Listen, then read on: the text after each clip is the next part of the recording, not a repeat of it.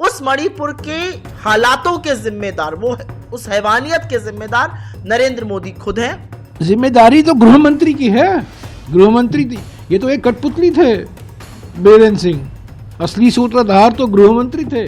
देश में घूमते हैं, दुनिया में घूमते हैं, लेकिन मणिपुर की चिंता नहीं है।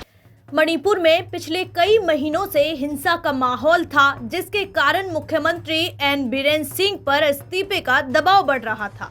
आखिरकार रविवार को उन्होंने इस्तीफा दे दिया और राज्यपाल अजय कुमार भल्ला को अपना इस्तीफा सौंपा। बीरेन सिंह के इस्तीफे के बाद विभिन्न राजनीतिक दलों से प्रतिक्रियाएं आ रही हैं। आइए जानते हैं किसने क्या कहा और इस घटनाक्रम के पीछे क्या वजह हो सकती है।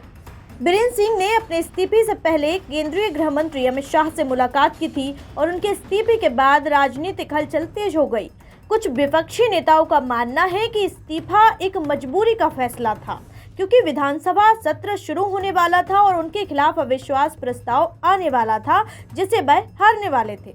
अब सवाल यह है कि क्या मणिपुर में राष्ट्रपति शासन लगाया जाएगा या फिर नए मुख्यमंत्री की नियुक्ति जल्द होगी। चूंकि बीजेपी के पास बहुमत है, इसीलिए राज्य में राजनीतिक संकट की संभावना कम है, लेकिन फिर भी राज्यपाल के पास निर्णय लेने की शक्ति होगी। इस पूरे घटनाक्रम पर विपक्ष और कांग्रेस पार्टी ने बीरेन सिंह को जमकर घेरा है। आइए जानते हैं किसने क्या कहा। अखिलेश प्रसाद सिंह, बिहार कांग्रेस अध्यक्ष अखिलेश प्रसाद सिंह ने कहा कि यह कदम देर से उठाया गया है, लेकिन यह बिल्कुल सही है। उन्हें बहुत पहले इस्तीफा दे देना चाहिए था। मणिपुर में जिस तरह से हिंसा और मानवीय संवेदना की अनदेखी की जा रही थी, उस पर उन्हें बहुत पहले अपनी जिम्मेदारी लेनी चाहिए थी।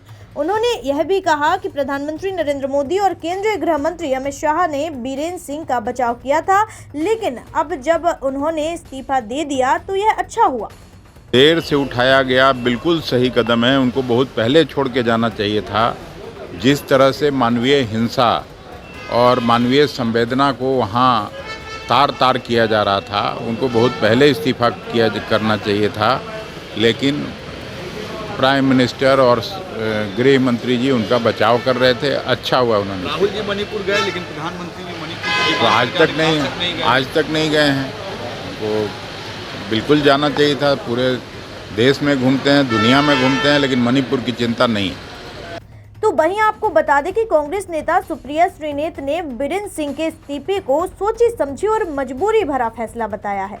उन्होंने कहा कि मणिपुर विधानसभा का सत्र कल से शुरू होने वाला था और उनके खिलाफ अविश्वास प्रस्ताव आ रहा था, जिसे वह हर हाल में हारने वाले थे। इसका मतलब यह है कि इस्तीफा एक राजनीतिक मजबूरी का हिस्सा था।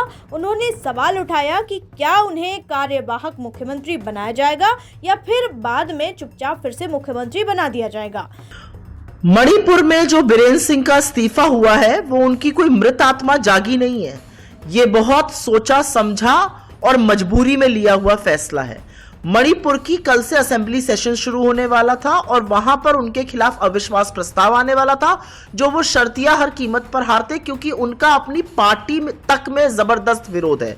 ये पहली बात। दूसरी बात, जो 9 एमएलए 5 जदयू से और 4 एमपीपी से वो लाए थे, वो भी डिस्क्वालीफाई होने की कगार पर खड़े थे।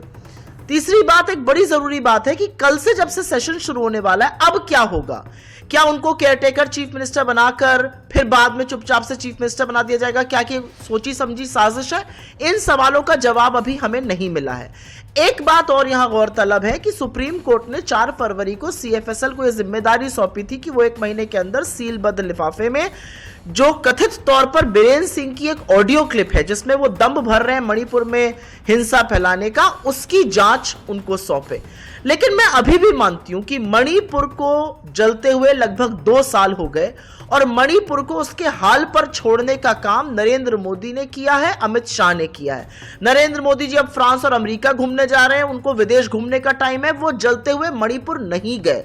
वो मणिपुर जहां पर 60,000 से ज्यादा लोग विस्थापित हो गए, 50,000 आज भी रिलीफ कैंप में, हजारों लोगों की मौत हो गई, सड़कों पर बम गोले चलते रहे, गोलियां चलती रही, औरतों के साथ वो हैवानियत हुई कि इंसान कांप उठे। उस मणिपुर के हालातों के जिम्मेदार, वो उस हैवानियत के जिम्मेदार नरेंद्र मोदी खुद हैं। हमारा अपना मानना है और ये एक असलियत है कि आज का जो इस्तीफा है, मजबूरी में ही दिया इस्तीफा, वो इस बात का सबूत है कि मणिपुर के हालात बहुत खराब हैं। इन हालातों से कब तक मोदी जी भागेंगे? तो वहीं कांग्रेस अध्यक्ष मल्लिकार्जुन खड़गे ने ट्विटर पर लिखा कि यह दुखद है कि 21 महीनों तक मणिपुर में आग लगाई गई और विभिन्न समुदायों के लोगों को उनके हाल पर छोड़ दिया गया। तो उनकी नाकामी और राजधर्म की उपेक्षा के कारण मणिपुर में करीब 258 लोग मारे गए, हजारों लोग विस्थापित हुए और असंख्य लोग राहत शिविरों में रहने को मजबूर हैं।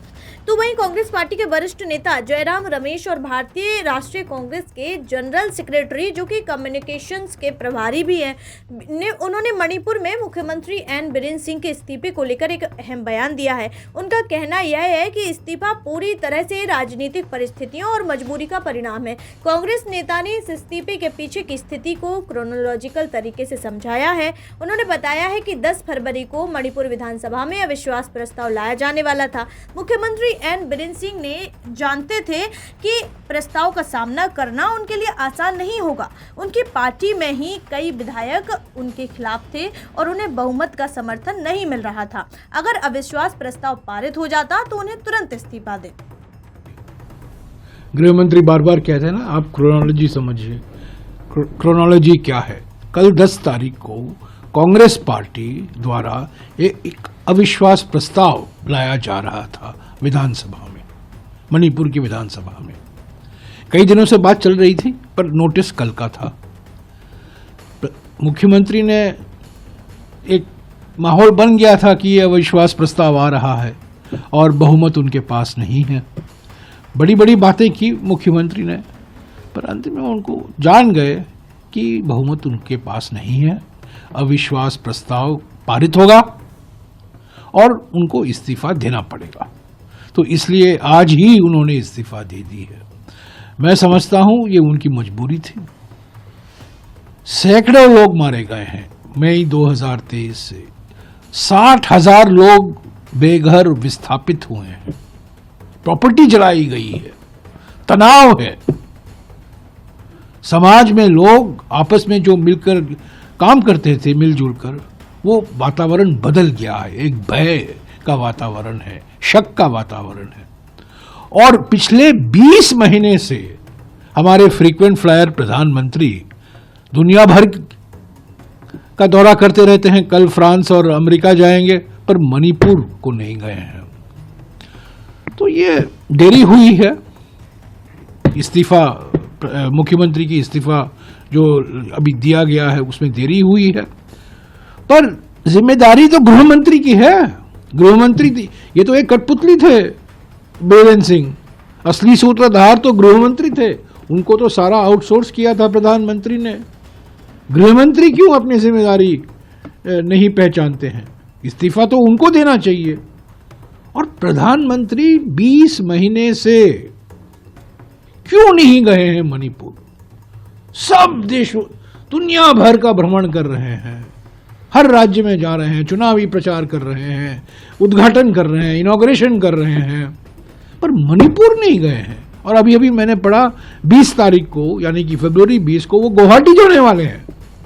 गुवाहाटी से इम्फाल तो आधे घंटे का बिल्कुल प्लेन राइड है प्राइम मिनिस्टर के जहाज में।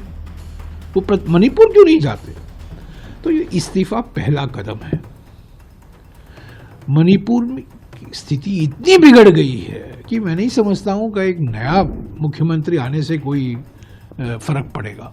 सवाल ये है कि इतनी भारी बहुमत मिलने के बाद भी फरवरी 2023 को जनादेश मिला था बीजेपी और उनके सहयोगी दलों को, एनडीए को, भारी बहुमत, प्रचंड बहुमत, पर उसके बावजूद 15 यानी कि फरवरी 2022 को जब चुनाव हुआ था, 15 महीने के अंदर मणिपुर जलने लगा। क्यों?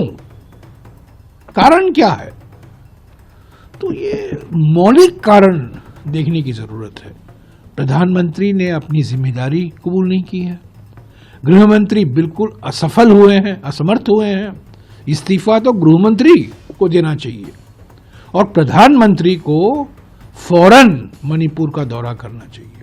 मणिपुर में जाएं, लोगों से मिले, अलग अलग राजनीतिक दलों से मिले, बातचीत करें, नागरिक संस्थाओं से बातचीत करें, एक संकेत दें कि वो चिंतित हैं और मणिपुर को बार बार कहते हैं डबल इंजन सरकार, डबल इंजन सरकार। वहां तो कोई इंजन नहीं है, केंद्र का इंजन भी नहीं है और राज्य सरकार का भी इंजन नहीं है। मणिपुर के कांग्रेस प्रभारी गिरीश चोणकर ने कहा कि अगर उन्होंने पहले इस्तीफा दे दिया होता तो जान संपत्ति और व्यवसाय, बच्चों की शिक्षा बच सकती थी। उन्हें यह कदम 1.5 साल पहले उठाना चाहिए था। राज्य को जो आघात हुआ है अब वह वापस नहीं हो सकता। अखिलेश प्रसाद सिंह ने यह भी सवाल उठाया कि राहुल गांधी मणिपुर गए लेकिन प्रधानमंत्री नरेंद्र मोदी मणिपुर नहीं गए।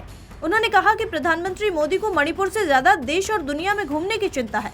मणिपुर की समस्या पर उनका कोई ध्यान नहीं था। साथ ही उन्होंने गृह मंत्री अमित शाह को भी जिम्मेदार ठहराया और ये भी कहा कि बीरेंद्र सिंह तो महज एक कठपुतली थे, असली सूत्रधार तो अमित शाह हैं। उन्हें भी इस्तीफा देना चाहिए। बीरेंद्र सिंह के इस्तीफे के बाद एक बड़ा सवाल यह है कि क्या मणिपुर में राष्ट्रपति शासन लागू किया जाएगा। भारतीय संविधान के अनुसार अगर किसी राज्य का मुख्यमंत्री इस्तीफा देता है तो राज्य का दायित्व राज्यपाल के पास चला जाता है। राज्यपाल नए मुख्यमंत्री के चुनाव तक किसी कार्यवाहक मुख्यमंत्री को नियुक्त कर सकते हैं। हालांकि अगर राज्यपाल राष्ट्रपति शासन की सिफारिश कर सकते हैं। फिलहाल मणिपुर में बीजेपी के पास बहुमत है।